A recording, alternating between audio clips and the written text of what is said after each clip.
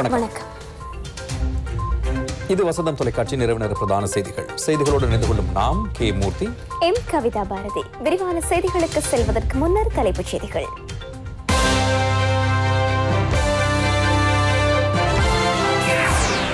முப்பதாம் திகதி திறக்கப்படவிருந்த நாடு 6ஆம் திகதி வரை மூடப்பட்டது. ஊரடங்கு காலப்பகுதியில் நாட்சம்பளம் மற்றும் குறைந்த வருமானம் பெறுவோர் தொடர்பில் கவனம் செலுத்துமாறு ஜனாதிபதி ஆலோசனை. தடுப்பூசி ஏற்றி வெளிநாடு செல்வோருக்கு ஸ்மார்ட் வேக்சின் தயார் நிலையில். சீனி விலையை குறைக்க அமைச்சர் ரோஹித களத்தில். கோவிட் நிலைக்கு மத்தியிலும் இலங்கை தேயிலைக்கு சிறந்த விலை. காபூல் தாக்குதலில் 100 பேர் பலி.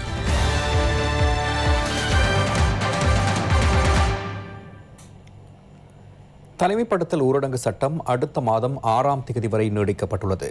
ஜனாதிபதி தலைமையில் இடம்பெற்ற கோவிட் தடுப்பு செயலணி கூட்டத்தின் போது குறித்த தீர்மானம் எட்டப்பட்டது. கோவிட் தடுப்புக்காக மேற்கொள்ளப்பட்டுள்ள செயற்பாடுகளை போன்று தடுப்பூசி வேலைத்திட்டத்தின் முன்னேற்றம் தொடர்பிலும் கூட்டத்தில் கலந்துரையாடப்பட்டது. கோவிட் வைரஸ் பரவல் அதிகரித்ததால் நாடு முழுவதும் உள்ளடங்கும் விதத்தில் கடந்த வெள்ளிக்கிழமை தனிமைப்படுத்தல் ஊரடங்கு சட்டம் பிரகடனப்படுத்தப்பட்டது. எதிர்வரும் 30ஆம் திகதி அதிகாலை 4 மணி வரை ஊரடங்கு சட்டம் அறிவிக்கப்பட்டது. எனினும் செப்டம்பர் மாதம் 6ஆம் திகதி அதிகாலை 4 மணி வரை ஊரடங்கு சட்டத்தை நீடிக்க தீர்மானிக்கப்பட்டுள்ளது. ஜனாதிபதி தலைமையில் இன்று முற்பகல் இடம்பெற்ற கோவிட் ஒழிப்பு செயலணி கூட்டத்தின் போதே குறித்த தீர்மானம் எட்டப்பட்டது. இதுவரை தடுப்பூசி பெற்றுக்கொள்ளாத 30 வயதிற்கு மேற்பட்டவர்களுக்கு தடுப்பூசியை வழங்க உரிய நடவடிக்கை எடுக்குமாறு ஜனாதிபதி அதிகாரிகளுக்கு ஆலோசனை வழங்கினார். கோவிட் தடுப்பூசி 2ஆம் டோஸ் வழங்கப்படும் மத்திய நிலையங்களில் 1வது டோஸை வழங்கவும் சந்தர்ப்பம் உருவாக்கப்பட்டுள்ளதாக கூட்டத்தில் சுட்டிக்காட்டப்பட்டது. தடுப்பூசியை பெற்றுக்கொள்வதற்காக மக்களை ஊக்குவிக்கும் செயற்பாட்டை பிரதேச அரசியல்வாதிகள் மேற்கொள்ள வேண்டும் என பிரதமர் மஹிந்த ராஜபக்ச வலியுறுத்தினார். வைரஸ் பரவலை கட்டுப்படுத்துவதற்காக மேற்கொள்ள வேண்டிய செயற்பாடுகள் தொடர்பில் வைத்தியர்களும் சுகாதாரத்துறை பிரதானிகளும் பரிந்துரைகளை வழங்கியுள்ளனர். அடுத்து முன்னெடுக்க வேண்டிய பொருத்தமான செயற்பாடுகள் குறித்து அவர்கள் தொடர்ந்தும் அவதானத்துடன் செயற்பட வேண்டும் என ஜனாதிபதி கோட்டாபே ராஜபக்ச குறிப்பிட்டார். 2வது டோஸ் வழங்கி முடிக்கப்பட்டதன் பின்னர் 30 வயதுக்கு கீழ்ப்பட்டவர்களுக்கு தடுப்பூசி வழங்க நாம் தீர்மானித்தோம். அடுத்து 30 வயதுக்கு கீழ்ப்பட்டவர்களுக்கு தடுப்பூசி வழங்க முன்னுரிமை வழங்க வேண்டுமா அல்லது 60 வயதுக்கு மேற்பட்டவர்களுக்கு பூஸ்டர் டோஸை வழங்குவதற்கு முன்னுரிமை வழங்க வேண்டுமா என துறை சார்ந்தவர்கள் ஆய்வு செய்து கூறுங்கள். உலக சுகாதார ஸ்தாபனம் 3வது டோஸை வழங்க இதுவரை பரிந்துரை செய்யவில்லை. எனினும் சில நாடுகளில் வழங்கப்படுகின்றன. வைரஸ் சரிவை குறைக்க நடவடிக்கை எடுக்கப்பட வேண்டும். நோய் எதிர்ப்பு சக்தி குறைந்தால் மாத்திரமே பூஸ்டர் டோஸ் வழங்கப்பட வேண்டும். 5 அல்லது 6 மாதங்களுக்கு பின்னரே நோய் எதிர்ப்பு சக்தி குறைவடையக்கூடும். உலக சுகாதார ஸ்தாபனம் பூஸ்டர் டோஸை வழங்க இதுவரை பரிந்துரைகளை வழங்கவில்லை. செப்டம்பர் மாதம் கிடைக்க உள்ள 18 முதல் 30 வயதுக்குட்பட்டவர்களுக்கான தடுப்பூசி கிடைத்ததும் செலுத்த முடியும். அக்டோபர் மாதம் 4 மில்லியன் தடுப்பூசிகள் கிடைக்க உள்ளன. இதன் மூலம் அக்டோபர் மாதத்தில் பூஸ்டர் டோஸை வழங்கலாம்.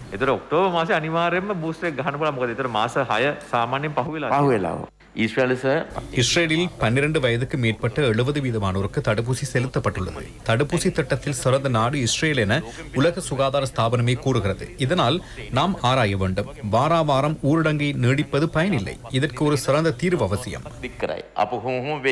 டிக்கரன் அவசத் வெய் නමුත් මොනහරි මේක මොකක්ද අභ්‍යන්තරය ඇත්තටම තියෙන්නේ කියලා කියන එක சார். 60 வயதிற்கு மேற்பட்டவர்கள் மற்றும் தொற்றா நோய்களால் பாதிக்கப்பட்டவர்களுக்கு வைரஸ் தொற்று ஏற்பட்டால் உடனடியாக வைத்தியசாலையில் அனுமதிக்கப்பட வேண்டும். இதன் மூலம் உரிய சிகிச்சைகளை பெற்று துரித கதியில் குணமடைய முடியும் என ஜனாதிபதி சுட்டிக்காட்டினார். வீடுகளில் சிகிச்சை பெறும் கோவிட் தொற்றாளர்களை தொடர்ந்தும் வைத்திய கண்காணிப்புக்கு உட்படுத்தும் வேலை திட்டம் வெற்றிகரமாக முன்னெடுக்கப்படுவதாக ராணுவ தளபதி ஜெனரல் ஷவேந்திர சில்வா தெரிவித்தார்.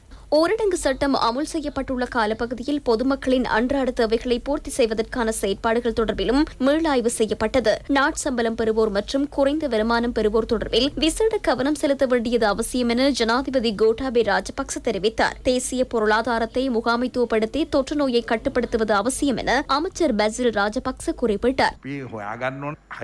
ஹைபிரிட் லாக்டவுன் முறை அவசியமாகும். சிறிய ரக வர்த்தகத்தில் ஈடுபட்டுள்ளவர்களே பாதிக்கப்படுகின்றனர். கூலி தொழிலில் ஈடுபடுவோருக்கும் நாட்சம்பளம் பெறுவோருக்கும் அனுமதி வழங்கப்பட்டுள்ளது. மீன் விற்பனை நிலையங்கள், மரக்கறி விற்பனை நிலையங்கள் போன்றவைகளுக்கும் அனுமதி வழங்கியுள்ளோம். අපිට මෙන්න මේ තියෙන මාළු කඩ එළවලු කඩ රයිෂෝ කට්ටියටත් සෑහෙන අපි අවසර දීලා තියෙනවා පොඩි පොඩි ඒවට ඒ කට්ටියටත් කොහොමද එළවලු ටික කොහොමද එළවලු ටික விற்பனை செய்ய முடியாத மரக்கறிகளை பிரதேச செயலகங்களூடாக பெறுவதற்கு திட்டமிடப்பட்டுள்ளது. මධ්‍යස්ථාන 4ක් විතර අරින නිසා අපිට තියෙන්නේ විකිණෙන්නේ නැති ප්‍රමාණයක් තියෙනවා නම් ප්‍රාදේශීය ලේකම් කාර්යාලය වලට අරන් ඉවෙලා දෙන්නේ අමාත්‍යාංශයට කියලා. தனிமைப்படுத்தல் ஊரடங்கு சட்டம் அமுலில் உள்ள போதிலும் அத்தியாவசிய சேவைகள், விவசாயம், ஆடை தொழில்துறை போன்றவற்றை முன்னெடுக்க அனுமதி வழங்கப்பட்டுள்ளது. මෙම කාල සීමාවේදී இந்த காலப்பகுதியில் அத்தியாவசிய சேவைகள், ஏற்றுமதி துறை, விவசாயம் உள்ளிட்ட ஏனைய சேவைகளை தற்போது போன்று முன்னெடுக்க முடியும். குறித்த துறைகளில் தொழில் புரிவோருக்கு தொழில் இடங்களுக்கு செல்ல அனுமதி வழங்கப்பட்டுள்ளது. රැකියාවන් සඳහා යෑමට නියමිත අයවරුන් සඳහා රැකියාවන් වලට යෑමටත් අවසර ලබා දීලා තිබෙනවා. இதேவேளை நாட்டில் உள்ள சகல பொருளாதார மத்திய நிலையங்களும் நாளை மற்றும் நாளை மறுதினம் திறக்கப்பட உள்ளமை குறிப்பிடத்தக்கது. நாளொன்றில் பதிவான அதிகூடிய கோவிட் மரணங்கள் நேற்று உறுதி செய்யப்பட்டன. 209 கோவிட் மரணங்கள் நேற்று பட்டியலிடப்பட்டன. இதன் மூலம் கோவிட் மரணங்களின் எண்ணிக்கை 8000-ஐ கடந்துள்ளது. கோவிட் மரணங்களை போன்று தொற்றாளர்களின் எண்ணிக்கையும் நாளுக்கு நாள் அதிகரிக்கிறது. இன்றைய தினம் 3812 கோவிட் தொற்றாளர்கள் பதிவாகியுள்ளனர்.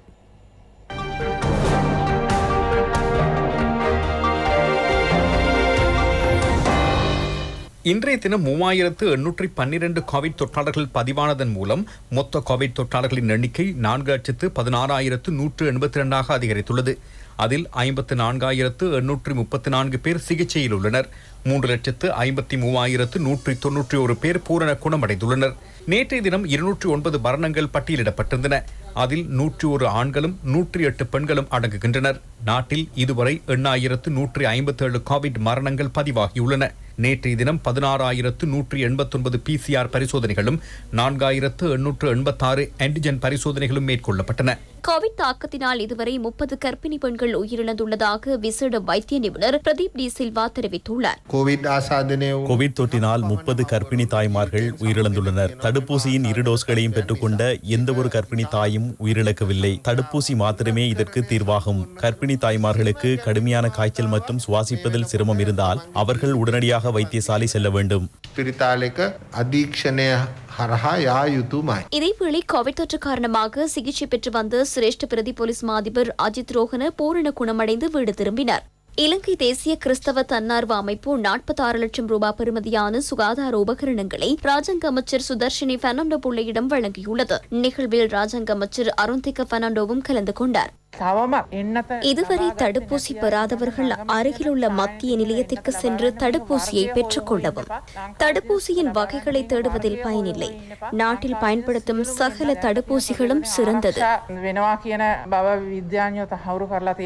இதேவேளை தடுப்பூசி வழங்கும் பணிகள் இன்றும் நாடுபூராகவும் இடம்பெற்றன. ராணுவத்தின் பங்களிப்புடன் நடமாடும் தடுப்பூசி வேலை திட்டமும் முன்னெடுக்கப்பட்டது. விகாரமாதேவி பூங்காவில் இன்றைய தினம் தடுப்பூசி வழங்கும் செயற்பாடுகள் இடம்பெற்றன. ராணுவத்தின் வைத்திய பிரிவினர் குறித்த செயற்பாடுகளை மேற்கொண்டிருந்தனர்.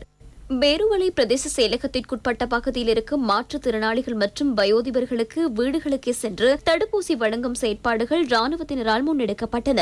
புத்தளம் மாவட்டத்தில் உள்ள தொழிற்சாலைகளில் பணிபுரியும் ஊழியர்களுக்கு ஃபைசர் தடுப்பூசியின் 2ஆம் டோஸ் வழங்கும் செயற்பாடுகள் இன்று இடம்பெற்றன.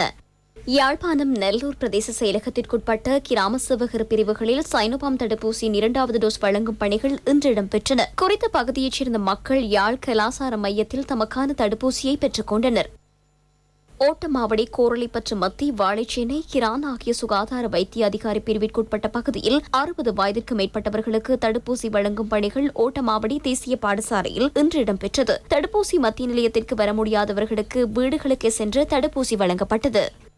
மட்டக்களப்பு களுவாஞ்சிக்குடி சுகாதார வைத்திய அதிகாரி பிரிவிற்குட்பட்ட பகுதியில் இருக்கும் 30 வயதிற்கு மேற்பட்டோருக்கு கோவிட் தடுப்பூசியின் 2ஆம் டோஸ் வழங்கும் பணிகள் இன்று இடம்பெற்றன. பொதுமக்கள் ஆர்வத்துடன் தடுப்பூசியை பெறுவதற்காக வருகை தந்திருந்தனர். லிந்துலை சுகாதார வைத்திய அதிகாரி பிரிவிற்குட்பட்ட 9 தோட்டங்களைச் சேர்ந்த கர்ப்பிணி தாய்மார்களுக்கு சைனோபாம் தடுப்பூசியின் முதல் டோஸ் வழங்கப்பட்டது. 3 மாதம் நிரம்பிய கர்ப்பிணி தாய்மார்களுக்கு தடுப்பூசி வழங்கப்பட்டதாக லிந்துலை பொது சுகாதார வைத்திய பிரிவின் சுகாதார பரிசோதகர் குறிப்பிட்டார். கிண்ணியா சுகாதார வைத்திய அதிகாரி பிரிவிற்குட்பட்ட பகுதியில் 60 வயதிற்கு மேற்பட்டவர்களுக்கு தடுப்பூசி வழங்கும் பணிகள் இன்று இடம்பெற்றன. கல்முனை தெற்கு பிரதேச செயலக பிரிவிற்குட்பட்ட பகுதியில் 60 வயதிற்கு மேற்பட்டவர்களுக்கும் கர்ப்பிணி தாய்மார்களுக்கும் கோவிட் தடுப்பூசி வழங்கும் பணிகள் இடம்பெற்றன. சுகாதார வைத்திய அதிகாரி AHM அஸ்மி தலைமையில் மருதமுனை அல்மனார் மத்திய கல்லூரியில் தடுப்பூசி வழங்கும் செயற்பாடுகள் இடம்பெற்றன. வெளிநாடு செல்ல உள்ளோருக்கு மாத்திரமே ஸ்மார்ட் வேக்சின் சான்றிதழ் வழங்கப்படும் என சுகாதார பிரிவு தெரிவிக்கிறது. தற்போது கையால் எழுதப்பட்ட வேக்சின் அட்டையே வழங்கப்படுகிறது. சில வெளிநாடுகள் பாதுகாப்பான முறையிலான தடுப்பூசி அட்டையை வழங்குமாறு கூறுகின்றன. இதுவே ஸ்மார்ட் வேக்சின் அட்டையாகும். இது சர்வதேச ரீதியாக ஏற்றுக்கொள்ளப்பட்ட தரத்தை உடையது. ஸ்மார்ட் வேக்சின் சான்றிதழ் வெளிநாடு செல்பவர்களுக்கு மாத்திரமே வழங்கப்படும்.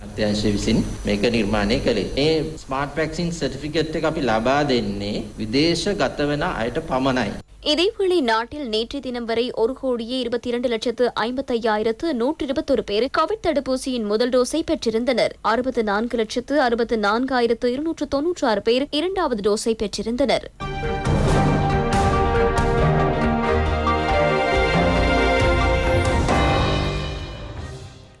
கொரோனா பரவலை கட்டுப்படுத்தும் நோக்கில் நாடு முழுவதும் அரசாங்கம் பயணத்தடை கட்டுப்பாடுகளை விதித்துள்ளது. இதனால் அதிகளவானோரின் வாழ்வாதாரம் பாதிக்கப்பட்டுள்ளது. எனினும் அரசாங்கம் அவ்வாறானவர்களை மறக்கவில்லை. யாழ் மாவட்டத்தில் 36,000 குடும்பங்கள் 2,000 ரூபாய் கொடுப்பனவை பெற தகுதி பெற்றுள்ளன. முதற்கட்டமாக 18,076 குடும்பங்களுக்கு கொடுப்பனவு வழங்கப்படுகிறது. இன்றைய தினம் 15 பிரதேச செயலகங்களுக்குட்பட்ட பகுதிகளில் வாழும் குடும்பங்களுக்கு வீடு வீடாக சென்று 2,000 ரூபாய் கொடுப்பனவு வழங்கப்பட்டது. சாய்ந்தமருது பிரதேச செயலகத்திற்குட்பட்ட 600 குடும்பங்களுக்கு 2,000 ரூபாய் கொடுப்பனவு வழங்கும் பணிகள் பிரதேச செயலாளர் MM ஆஷிக் தலைமையில் இடம்பெற்றது. சாய்ந்தமருது பிரதேச செயலகத்திற்குட்பட்ட பகுதியில் 2,445 குடும்பங்கள் 2,000 ரூபாய் கொடுப்பனவை பெற தகுதி பெற்றுள்ளன. அட்டாலிச்சேனை பிரதேச செயலகத்திற்குட்பட்ட பிரிவிலும் இன்றைய தினம் 2,000 ரூபாய் கொடுப்பனவு வழங்கப்பட்டது. பிரதேச செயலாளர் MAAC அகமது சாஃபிர் தலைமையில் பயனாளிகளுக்கு 2,000 ரூபாய் கொடுப்பனவு வழங்கப்பட்டது. இறக்காமம் பிரதேச செயலகத்திற்குட்பட்ட 456 குடும்பங்களுக்கு 2,000 ரூபாய் கொடுப்பனவு வழங்கப்பட்டுள்ளது. பிரதேச செயலாளர் MSM ரஸ்லான் திட்டத்தை ஆரம்பித்து வைத்தார். மோதூர் பிரதேச செயலகத்திற்குட்பட்ட பகுதிகளில் தெரிவு செய்யப்பட்ட குடும்பங்களுக்கு 2,000 ரூபாய் கொடுப்பனவு வழங்கப்பட்டது. பயனாளிகளின் வீடுகளுக்கே சென்று கொடுப்பனவு வழங்கி வைக்கப்பட்டது. சீனி விலை அதிகரித்துள்ளது. திடீரென விலை அதிகரித்தது ஏன் என பலரும் கேள்வி எழுப்புகின்றனர். துறைமுகத்தில் தேங்கியுள்ள சீனி கொள்கலன்களை தாமத கட்டணமின்றி விடுவிக்க வேண்டுமாயின் உரிமையாளர்கள் சீனியை சதோச நிறுவனத்திற்கு வழங்க வேண்டும் என துறைமுக அமைச்சர் குறிப்பிடுகிறார். மாதம் ஒன்றிற்கு 45 மெட்ரிக் டன் சீனி தேவைப்படுகிறது. உலக சந்தையில் 1 கிலோகிராம் வெள்ளை சீனி 89 ரூபாவிற்கே விற்பனை செய்யப்படுகிறது. எனினும் கடந்த 20ஆம் தேதியிலிருந்து இதுவரை 50 ரூபாவால் 1 கிலோ சீனியின் விலை அதிகரித்துள்ளது. டாலரின் பெறுமதி அதிகரித்ததால் பழைய விலைக்கு சீனியை விற்பனை செய்ய முடியாதென இறக்குமதியாளர்கள் கூறுகின்றனர். குறித்த விடயம் தொடர்பில் வர்த்தக அமைச்சருடன் கலந்துரையாடியதன் பின்னர் சீனி கொள்கலன்களை தாமத கட்டணமின்றி விடுவிக்க நடவடிக்கை எடுக்க உள்ளதாக அமைச்சர் ரோஹித் ஆபே குணவர்தன தெரிவித்தார். துறைமுகத்தில் கொள்கலன்களை வைத்திருப்பதால் தாமத கட்டணங்கள் அதிகரித்துள்ளன. வர்த்தக அமைச்சர் தன்னுடன் கலந்துரையாடினார். சீனி இறக்குமதியாளர்களுடன் கலந்துரையாடினோம். தாமத கட்டணமின்றி சீனி கொள்கலன்களை விடுவித்தால் அதில் உள்ள சீனியை சத்தோச நிறுவனத்திற்கு விற்பனை செய்ய வேண்டும் என நிபந்தனை விதித்துள்ளோம். தாமத கட்டணத்தை அறவிடாது நட்டத்தை பொறுப்பேற்று இந்த தீர்மானம் எட்டப்பட்டுள்ளது. நாட்டு மக்களுக்கு குறைந்த விலையில் சீனியை விற்பனை செய்யவே இந்த தீர்மானத்தை எடுத்தோம்.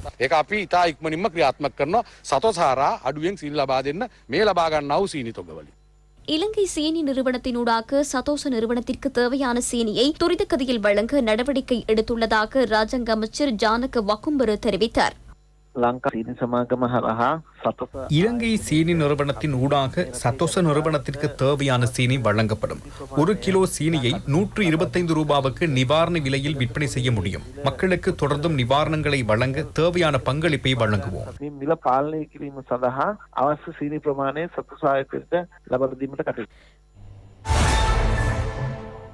கோவிட் பரவலுக்கு மத்தியில் அன்றாடம் சவால்களையும் வீழ்ச்சிகளையுமே காண கிடைக்கின்றது. எனினும் எமது நாட்டின் தேயிலை உற்பத்திக்கு சிறந்த காலம் மலர்ந்துள்ளது. கடந்த ஜூலை மாதம் நாட்டில் 187 மில்லியன் கிலோகிராம் தேயிலை உற்பத்தி செய்யப்பட்டுள்ளது. கடந்த வருடம் ஜூலை மாதத்துடன் ஒப்பிடுகையில் 29 மில்லியன் கிலோகிராம் தேயிலை அதிகளவில் உற்பத்தி செய்யப்பட்டுள்ளது. கடந்த 6 வருட கால ஒப்பீடுகளை மேற்கொள்ளும் போது ஜூலை மாதத்தில் 7 மில்லியன் கிலோகிராம் அதிகரிப்பு ஏற்பட்டுள்ளது. தேயிலை உற்பத்தி மாத்திரமன்றி தேயிலை ஏற்றுமதி வருமானமும் அதிகரித்துள்ளது. கடந்த ஜூலை மாதம் முடிவின் போது தேயிலை ஏற்றுமதியின் மூலம் 150 பில்லியன் ரூபாய் வருமானம் ஈட்டப்பட்டுள்ளது. கடந்த வருடம் குறித்த காலப்பகுதியில் 130 பில்லியன் ரூபாய் வருமானமே ஈட்டப்பட்டது. இம்முறை 20 பில்லியன் ரூபாவால் வருமானம் அதிகரித்துள்ளது. கடந்த வருடம் 1 கிலோகிராம் தேயிலையின் மூலம் 857 ரூபாய் வருமானம் கிடைத்துள்ளது. இவ்வருடம் ஜூலை மாதத்தில் 1 கிலோகிராம் தேயிலையின் மூலம் 928 ரூபாய் வருமானம் கிடைத்துள்ளது.